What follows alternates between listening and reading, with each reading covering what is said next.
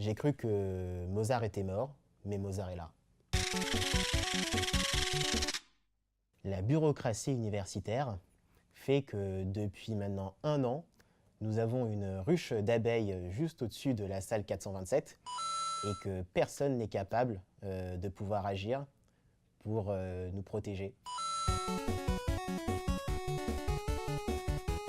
La bureaucratie, c'est un mode de gouvernement, un mode notamment de décision au sein d'un État, notamment, qui donne un poids important à une administration.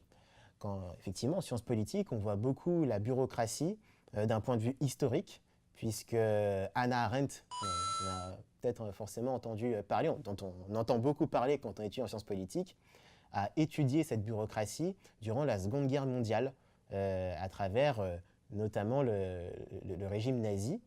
Et donc la bureaucratie, c'est le pouvoir d'une administration dans les décisions qu'elle prend dans le cadre d'un État.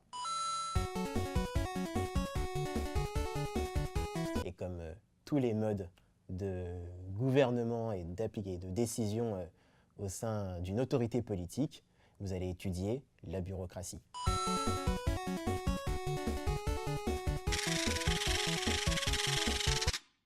Je dirais qu'il y a une nécessité de faire preuve d'une grande diplomatie avec l'administration pour demander une augmentation des radiateurs dans les salles. Vous verrez notamment que parfois il peut faire très froid et que c'est véritablement important.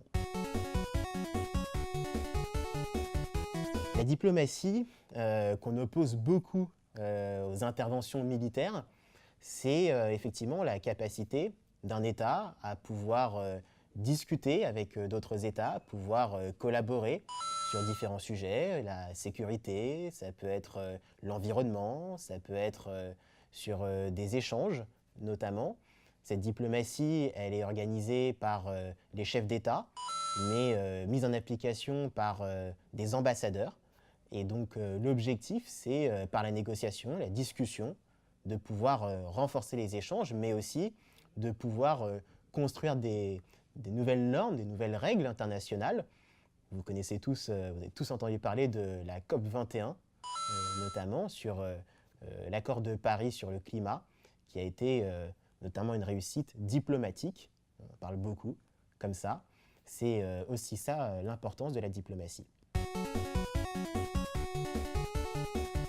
La diplomatie, donc d'où l'intérêt de l'étudier quand on étudie en sciences politiques, parce que effectivement le dialogue, l'échange, mais aussi la capacité à comprendre l'autre, à comprendre les autres États, leurs différences politiques, culturelles, économiques, c'est aussi ce qui fait une diplomatie réussie. Et quand on étudie la science politique, on étudie les différences entre les États, les différentes identités, et vous verrez que c'est éminemment passionnant d'étudier l'autre, d'étudier les différentes cultures dans le monde.